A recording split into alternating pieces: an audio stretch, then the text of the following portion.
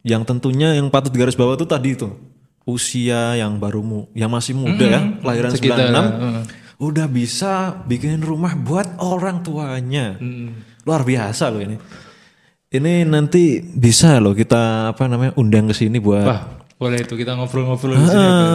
Kita patut ngulik nih cerita dari beliau sampai di usia muda ini kok bisa mencapai suatu pencapaian yang luar biasa.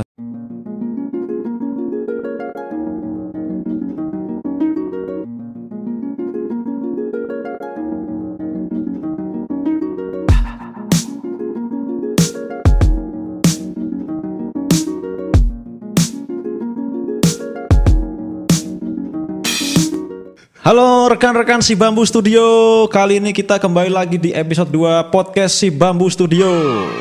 Dan di episode 2 ini kita masih belum menemukan nama untuk podcast Si Bambu Studio.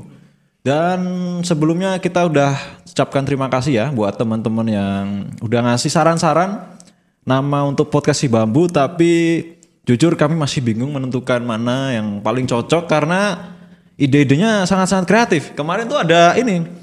Ada yang ngasih usulan nama tuh Pop S. Podcast Si Bambu. Kenapa Pop S Pak? Maksain banget. Tapi kayak, lucu. Kayak kita restoran di itu. Lebih kayak itu. Minuman itu Pak. Terus ada lagi nih teman-teman. Si Bamboys. Itu keren. Itu malah kayak boyband Pak. Iya. Boyband tahun 90-an itu. Siapa tahu kita mau bikin genre ini ya, namanya? Musik-musik boyband tapi religi. Aduh. Soalnya aku lihat teman-teman Si Bambu Studio ini orangnya soleh-soleh. Allah. Kalau azan berkumandang langsung semua tutup laptop, langsung ambil air wudhu, langsung ke masjid. Itu wah keren banget ya. Kepribadiannya sangat perlu contoh itu. Soleh sekali.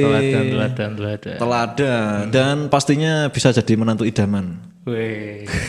Berarti nggak cuma dokter tapi arsitek juga bisa Pak. Wah ini dia. Gimana ini? Jangan salah. Iya. Tapi itu nantilah. Oke teman-teman semuanya, pokoknya terima kasih buat yang udah kasih saran-saran dan berhubung kita masih belum punya nama ya silahkan bisa kasih saran-saran, siapa tahu sarannya bisa jadi insight baru buat kami dan bisa dijadikan nama podcastnya Si Bambu Studio kan lumayan. Benar. Nah, silahkan tulis di kolom komentarnya. Iya. Oke teman-teman, di episode 2 ini aku akan ditemanin temanku di Si Bambu Studio. Inilah orang yang ada di balik layar karya-karya Si Bambu yang begitu viral di TikTok, di IG, di YouTube. Waduh. Yang sering membuat cetar membahana, yang bikin orang terpesona, yang bikin orang semakin bermimpi untuk menciptakan rumah impiannya. Kayak khutbah Pak. Jadi rahasia. Tinggi banget nantinya Pak. Ya, di sini udah ada Faiz. Apa kabar? Pusing Pak ini. Kenapa pusing? Kenapa pusing? Enggak, ini sangat sehat ini Pak ini. Sangat semangat tuh Pak ini. Sangat semangat. Kita kan mau ngobrol-ngobrol ini. Wah. Saya suka ini. Nah, teman-teman, pasti kalian banyak yang penasaran kan? Ini Faiz ini siapa sih sebenarnya? Banyak yang belum kenal juga pasti. Nah, boleh sih kamu kenalin diri dulu buat teman-teman, siapa tahu ada yang menonton dan tertarik ini. Ini perkenalan lengkap atau perkenalan singkat aja nih? Ya, singkat, padat dan jelas aja lah. Ya, ini ya saya tadi udah sebut nama kan. Nah, itu saya Faiz nih di sini, nama saya Faiz. Emang di sini sebagai desain interior di Si Bambu Studio itu, Pak. Oke, nama lengkap siapa, Faiz? Faiz Ahmad Abdul Aziz, kayak karap-karapan ya Pak? Faiz Ahmad Abdul Aziz. Wah iya, ini kamu masih keturunan sama King Abdul Aziz? Marga. King Abdul Aziz. Kepikiran. Tapi emang oh iya bener ya? Iya, jangan-jangan kamu masih satu. Emang keluarga kerajaan. Iya, masih satu keturunan nih. Tapi baru nyadar sih saya juga. Asli. Baru nyadar. Iya. Tapi Tapi emang keluarganya ada yang keturunan dari sana mungkin? Enggak itu. Enggak. Emang kayak keluarga saya terinspirasi dari kerajaan King iya, Abdul Aziz itu. Kerajaan Arab. Oh, iya. King Abdul Aziz, wah cocok tuh. Berarti emang saya jiwa-jiwa sultannya ada berarti. Ya bisa kalau emang keturunannya sana. Oh. Cuma kalau keturunannya Butan gimana?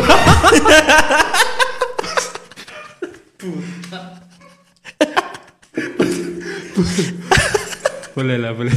Butan tapi jauh banget ya dari King Abdul Aziz tadi ya, Pak ya. Ya, tapi sebenarnya aslinya mana aslinya? Solo, Pak. Aslinya Solo.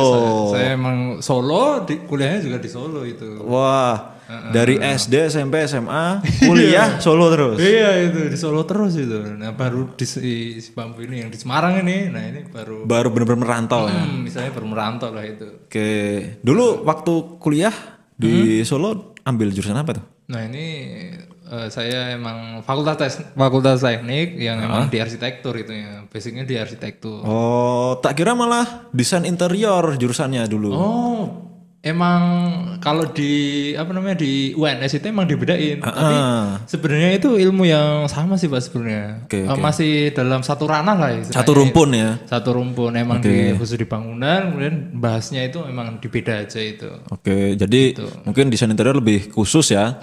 Kalau arsitek itu lebih luas cakupannya. Itu cakupannya lebih luas itu. Oke. Oke. Tapi apa namanya? Kan dulu ambil arsitek nih. Waktu di si Bambu Studio itu dulu langsung jadi desain interior atau apa? Oh. Posisi lainnya. Awal-awal ketika masa ya Pak ya?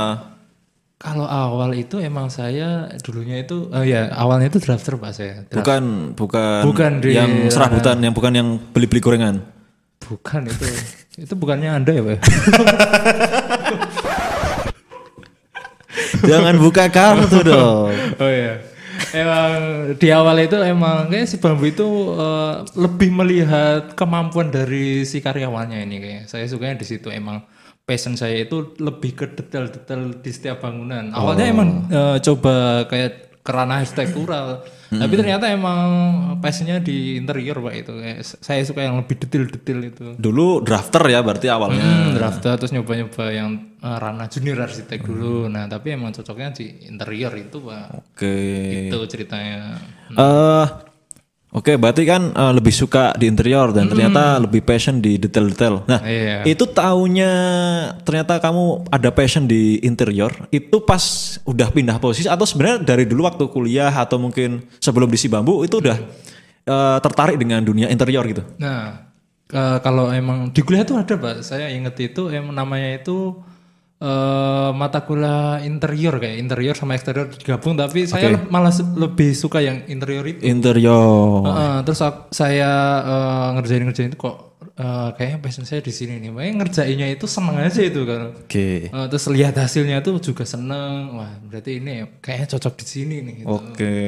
Melihat passion di situ wah ini saya nyoba ke itu ranah situlah interior itu saya coba-coba di si Bambu ternyata wah oke juga nih kayak prospek nih, nah itu. Dan ternyata pas sudah dicoba di posisi desain interior malah bisa perform banget. Iya malah itu Pak, itu kalau dikata si Bambu namanya Pareto itu Pak. Nah tapi sebenarnya dibalik kan ternyata ini passionnya Mas Faiz di interior.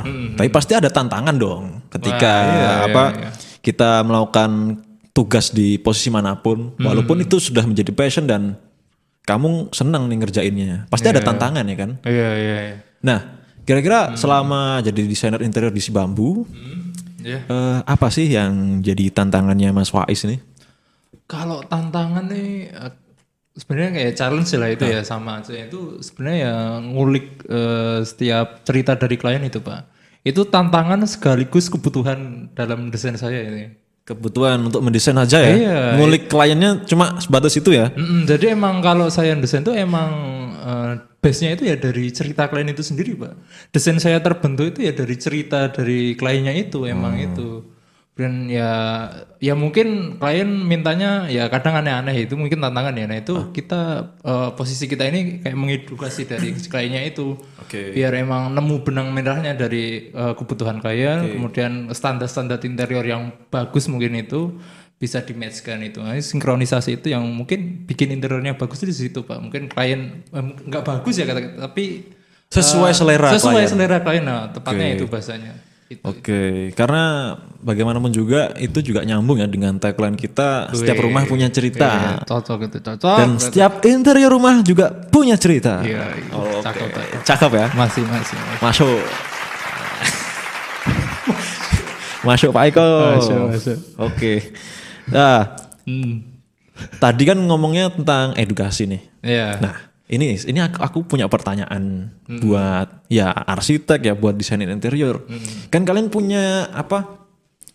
Dasar-dasar keilmuan. Iya. Nah, cuma dalam kerjaan kita nih kan kita nggak bisa dong kita memaksakan idealisme kita karena kita kan menyesuaikan keinginan klien. Iya. Nah, ketika keinginan klien tuh bertolak belakang dengan apa?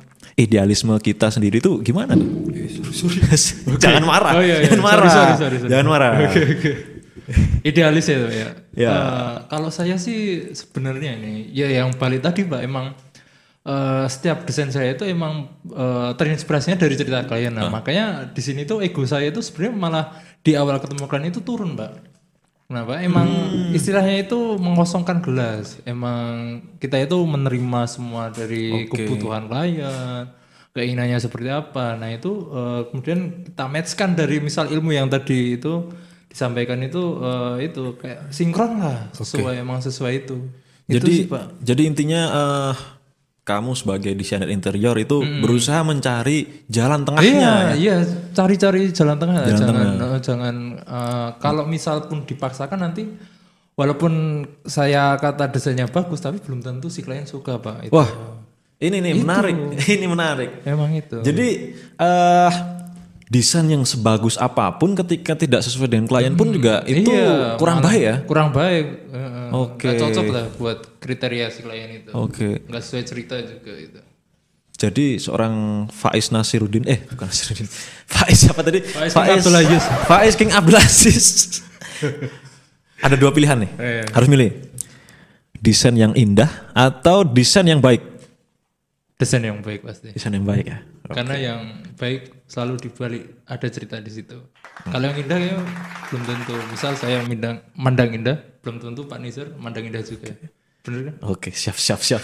Karena indah itu relatif ya. Indah itu relatif. Kalau baik itu terstandar namanya. Nggak tahu ini bener atau enggak ya. Bener apa enggak tahu. Nggak tahu. Tapi intinya itulah. Tapi intinya memilih desain yang baik ya. Karena yang baik itu pasti sesuai dengan kebutuhan yang. Iya. Yang penting lah itulah itu. Oke. Lagi-lagi setiap rumah punya cerita, setiap interior juga punya cerita. Masuk. Kita harus selalu mengingatkan itu. Masuk. Biar teman-teman ini terdoktrin. Iya. Ya. Di luar kepala lah. Itu. Sudah di luar kepala. Oke, tadi kita udah ngomongin tantangan nih dan ya ternyata tantangannya lebih kurang adalah bagaimana cara mendeliver keinginan klien ya kan. Nah, sekarang aku mau nanya nih.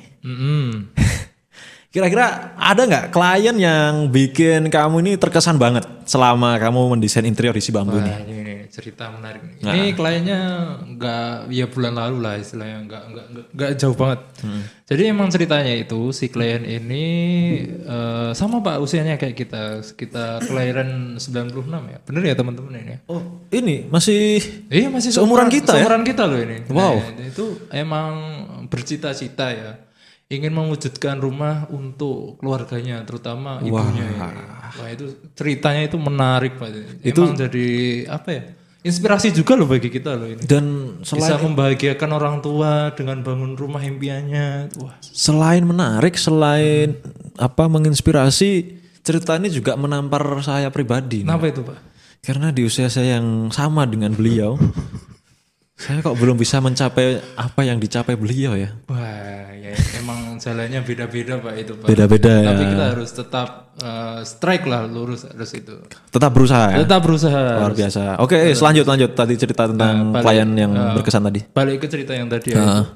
Emang si bapak ini, si klien ini itu yang tadi bercerita-cerita ingin mewujudkan rumah bersama keluarganya, terutama ibunya. Nah itu emang di setiap sudut rumah itu keinginannya itu semua keinginan keluarga Pak. Jadi dari kakaknya, adiknya, kemudian ibunya sendiri, kebutuhannya itu semua terangkum di rumah situ. Jadi si rumah ini yang kami desain itu kayak sesuai dengan karakteristik dari seluruh penghuni keluarga yang di situ. Nah itu emang tantangan sih, walaupun beda-beda kepala ya Pak ya, pasti kebutuhannya beda, keinginannya beda, tapi yang hasilnya tuh jadi malah bagus gitu. Itu malah itu. Mungkin kalau apa namanya kayak kamar tidur itu kan memang personal, jadi mungkin lebih gampang. Tapi kalau kayak ruang yang untuk bersama seperti ruang keluarga, itu kan banyak kepala pasti punya ide masing-masing. Itu gimana tuh buat gabungin ide-idenya tuh? Gimana? Ya emang ini hobi dari setiap penghuninya itu untung sama Pak. Kayak misal hobi masak, kemudian ada dapur di situ, kemudian pas masa lihat taman, emang hobi bertanam si ibunya, itu hobi-hobi tanaman gitu, koleksi tanaman. Nah itu emang tercakupi semua lah istilahnya itu. Makanya malah jadi cerita tersendiri di situ, di desain itu. Oke, luar biasa. Wah, ini cerita yang sangat menarik dan yang tentunya yang patut digaris bawah itu tadi itu usia yang yang masih muda ya, kelahiran 96. Udah bisa bikin rumah buat orang tuanya. Luar biasa loh ini. Ini nanti bisa loh kita undang ke sini buat. Wah, boleh itu kita ngobrol-ngobrol di sini. Kita patut ngulik nih cerita dari beliau sampai di usia muda ini kok bisa mencapai suatu pencapaian yang luar biasa. Bener. Ini ngomong-ngomong nih kalau umur 26 Pak Nizar udah ngapain aja ini Pak? 26 ya? Pencapaian. Alhamdulillah aku udah bisa jadi host podcast. Tapi pencapaian bagus itu Pak. Enggak itu. Ini pertanyaannya itu bagus sebenarnya, tapi cenderung ke riak jadi. Enggak Pak itu. Kan mengedukasi juga, siapa tahu teman-teman yang di rumah itu terinspirasi Pak dari Bapak itu. Ya. Hot podcast kan juga lumayan Pak itu, inspirasi. Tapi ngomong-ngomong ini harusnya aku yang nanya bukan kamu. Kan saya hostnya ini. Kamu yang biar cair aja. Nih, jadinya pertanyaan tak balik nih. Iya, gimana tuh? Kelahiran tahun berapa? 96 lah. 96. Di usia yang sekarang di 2021 kira-kira sudah melakukan pencapaian apa nih?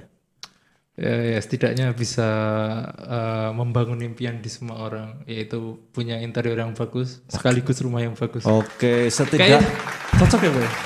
Setidaknya gini ya setidaknya walaupun kamu mungkin belum punya rumah yang sesuai impianmu, tapi kamu udah membersamai orang-orang dalam mewujudkan rumah impiannya. Nah, itu. Wah, mudah-mudahan rezekinya Mas Faiz nih dilancarkan ya teman-teman. Amin. Kalau misalkan mau ngecit ya bisalah cari pasangan yang sudah high, sudah sultan. Nggak usah susah-susah Pak itu. Hidupnya auto enak itu. Tapi itu bukan jalan ninja Mas Faiz ya. Bukan. Tapi kalau dikasih mau lah. Kenapa ditolak ya? Sami mawon. Oke, di Si Bambu Studio jadi desain interior udah berapa lama? Kurang lebih 1,5 tahun lah Pak. 1,5 tahun. Wow, udah lumayan ya. Alhamdulillah lah ini. Oke. Kan sudah banyak project tuh. Dan setiap project itu kan pasti baru-baru semua. Kasusnya beda-beda semua. Iya benar. Gak mungkin kamu mencontoh project yang satu ke project yang ketiga. Kan gak bisa asal comot lah itu. Kan gak bisa. Nah, aku tuh penasaran sama orang-orang yang ya ibaratnya terjun di dunia kreatif seperti ini ya.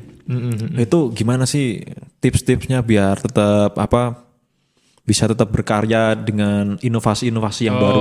Berinovasi terus gitu ya Pak ya? Yes. Wah ini sebenarnya kunci nih. Ini kunci dari Si Bambu juga ini. Gimana?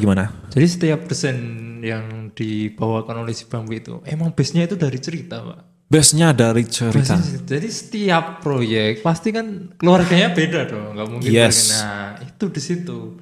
Setiap proyek baru ada keluarga baru, otomatis cerita baru. Nah setiap ada cerita baru itu, nah desain itu juga baru. Makanya kalau dilihat nih, misal Pak Nizar lihat di feed IG ya. Feed IG.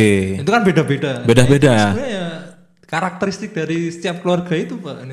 Emang makanya beda-beda, nah itu malah jadi variasi desain yang makanya kok desainnya nggak bosen-bosen, ngedesain kok nggak bosen-bosen ya emang itu. Oke. Terinspirasinya dari situ, Pak. Jadi sebenarnya secara nggak langsung tujuan dari si Bambu untuk mewujudkan setiap rumah punya cerita itu ternyata impact-nya juga memudahkan kamu buat mendesain ya sebenarnya. Guideline desainnya itu ya di situ, Pak, sebenarnya gitu. Oke, wah sudah cukup jelas banget ya. Jadi semua karya dari si Bambu kenapa sih kok bisa terus berbeda dan punya Variatif karakter? lah, Variatif. punya karakter itu, Pak, punya yang harus karakter. digarisbawahi itu. Itu karena memang Desainnya, guideline kita desain. adalah setiap rumah punya cerita ya. Iya, itu. Benar. Oke. Cocok ya, Pak, sama visi itu. Tagline namanya tagline. Ya, tagline. Intinya jiwanya si Bambu adalah cerita dari klien. Intinya itu. Intinya itu, men. Nah, sebenarnya tadi kan kamu udah ngasih tahu tuh. Iya. Ternyata untuk bisa terus berkarya yang variatif, ternyata itu guideline-nya adalah kamu menyesuaikan setiap cerita dari klien. Nah, sekarang kita ngomongin ketika ngerjainnya nih. Ketika ngerjainnya itu biasanya punya ritual-ritual khusus gak sih? Kayak misalkan harus sambil dengerin lagu, atau harus ada kopi, atau harus sambil jalan-jalan di tempat. Sebenarnya simpel sih, Pak, saya itu. Yang penting tuh moodnya bagus, Pak. Kalau moodnya seneng itu emang desainnya tuh yang dibawakan seneng. Gitu. Makanya kalau misal kesel nih bete, wah ini nonton film dulu. Main game juga boleh sih. Main game apa tuh kalau boleh tahu? Biasalah, sepak bola itu. Sepak bola. Iya lah, PS lah. Mainnya di mana tuh, Mas? Ya di kantor. Kok ngomong kantornya dilirih-lirihin? Biar nggak ketahuan bos itu. Tapi kan tetap tadi, itu kan untuk menuju desain yang kelar kan harus moodnya itu harus bagus. Menunjang performa. Kalau udah bagus nih udah produktif. Oke. Pak Bos, tolong instalkan PES terbaru di kantor kita ya. Karena itu menunjang performa ya, Pak Bos. Boleh lah. Hormat Pak Bos. Wah ini SP ini.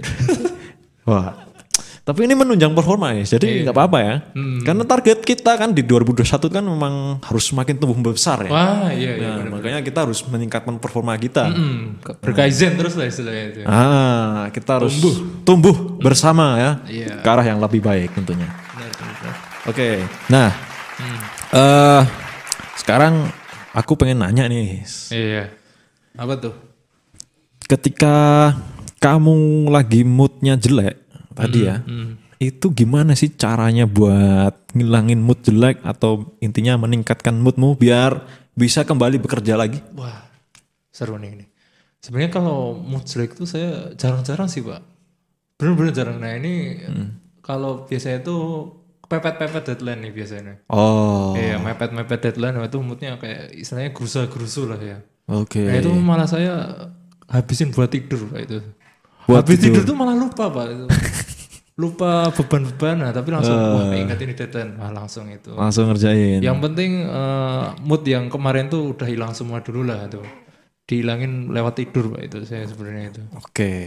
Besok paginya wah ini. Cukup dengan tidur ya? Iya. Sangat murah dan sangat solutif. Solutif banget tuh.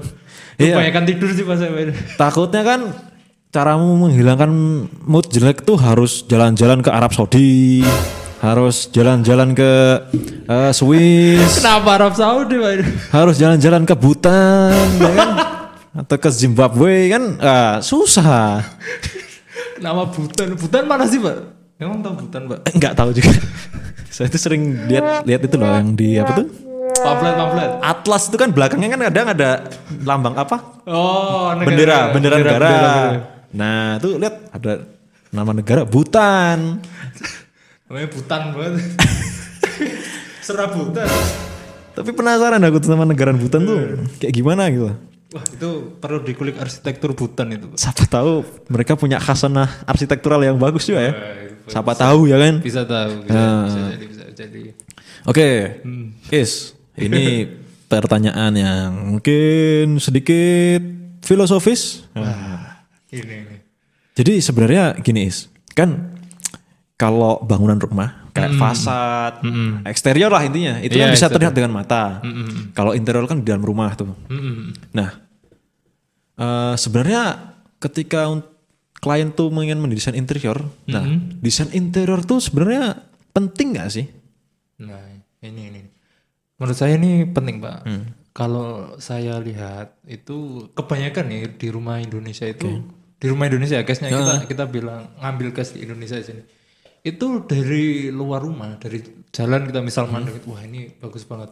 Tapi pas dilihat di jalan di dalam masuk dalam rumah nih kita udah misal pertama wah kok gini, kok nggak bagus ya, nggak sebagus yang depan. Nah itu kebanyakan di kita kayaknya yang nomor satu itu emang tampak depan.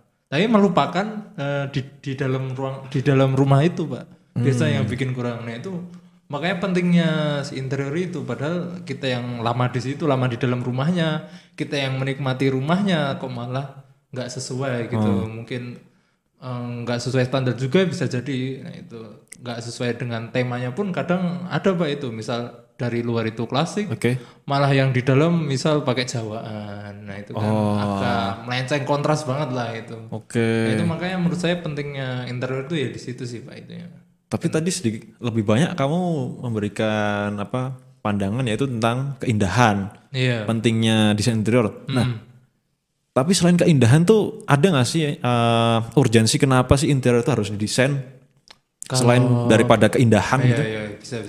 Kalau menurut saya nih, menurut pribadi kenapa harus di-set bener-bener itu ya sebenarnya kita hidup berperilaku itu sebenarnya udah ada standar-standarnya loh Pak kalau itu. Nah itu makanya pentingnya kita mengesetkan misal tinggi meja berapa itu kan emang sesuai dengan perilaku kita Pak itu. Paham. Kita duduk dengan tinggi berapa kemudian enaknya kita misal lagi podcast gini nih tinggi meja itu kan sebenarnya udah ada standarnya. Iya pantas tadi tuh saya ngambil gelas ini rasanya tuh enak banget. Itu emang berarti ini cocok nih berarti interiornya. Ini selain mempengaruhi perilaku pun juga mempengaruhi rasa minumannya jadi terlihat lebih enak. Si cocok. Bisa. Nah, tapi itu benang merahnya itu tadi Pak emang harus udah terstandar itu. Jadi sebenarnya standar-standar yang ada di dalam mungkin ilmumu itu sebenarnya sudah disesuaikan dengan perilaku. Itu dari cocok. Manusianya. Iya, penghuninya. Sedap banget ya ini tentang urgensi pentingnya mendesain interior dan intinya memang interior itu tidak bisa dipandang sebelah mata karena gini Mas Faiz, aku juga setuju sih interior itu penting karena sebagus-bagusnya rumah itu. Waktu kita lebih banyak dihabiskan di dalam rumah. Jadi iya kan benar-benar juga sih benar. Jadi urgent sih. Jadi jangan ragu-ragu buat hire seorang desainer interior ataupun ingin mendesain rumah sekaligus interiornya karena emang interior tuh juga sangat berkaitan dengan kenyamanan para penghuninya karena kalian menghuni rumah tuh bukan di luarnya, di dalamnya. Di dalamnya Pak. Iya betul banget. Thank you Mas Faiz nih jawaban yang sangat bagus banget dan sangat mengedukasi. Nah sekarang sebagai pertanyaan yang pamungkas nih. Kayak penyanyi Pak. jadi pengen nyanyi. Kan udah 1,5 tahun nih di Si Bambu Studio. Nah jadi sebenarnya Si Bambu Studio ini artinya apa sih buat seorang Faiz? Ini filosofis, sangat filosofis. Sesuai ini ya karakter seorang arsitek kan orangnya filosofis. Berkonsep lah itu. Berkonsep. Ya ini kan saya bagian dari Si Bambu juga Pak. Nah menurut saya ini Si Bambu itu kantor yang selalu tumbuh. Selalu tumbuh.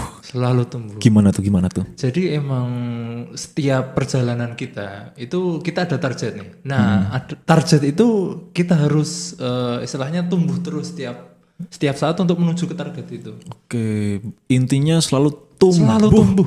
Meskipun mungkin kita merasa sudah mencapai banyak hal di tahun ini, tapi itu belum apa-apa karena masih ada target-target selanjutnya yang harus lebih kita besar. capai. Yang tentunya lebih besar juga kan Pak itu dari target-target itu. Berarti kita adalah biro arsitek yang selalu tumbuh. Ya. Luar biasa. Terima kasih buat waktunya makasih banget udah ngeluangin waktu di tengah project yang begitu padat dan menarik banget tadi cerita-cerita dari Faiz, salah satunya tentang kliennya yang di usia muda sudah bisa mewujudkan rumah impiannya. untuk orang tua tercinta tentunya. Luar biasa Sangat sekali. Inspiratif banget dan tentunya cerita tadi menjadi inspirasi buat kita ya, terutama di usia muda ini. Jangan pernah pesimis, bisa mempunyai rumah impian karena di usia muda pun kita juga bisa mewujudkannya ya. Iya, benar-benar. Asalkan kalian tetap terus percaya pada harapan kalian dan tentunya diiringi dengan usaha keras dan doa yang selalu mengalir kepada Tuhan Yang Maha Esa. Pasti akan ada jalan menuju rumah impian kalian dan insya Allah si Bambu Studio akan selalu membersamai impian-impian kalian dalam mewujudkan rumah kalian. Oke, terima kasih buat Faiz dan teman-teman yang sudah menyaksikan podcast ini. Semoga bermanfaat dan apabila ada kurangnya kami mohon maaf sebesar-besarnya. Dan jangan lupa like, subscribe, dan komen agar podcast kita ini semakin membaik ke depannya. Dan terima kasih.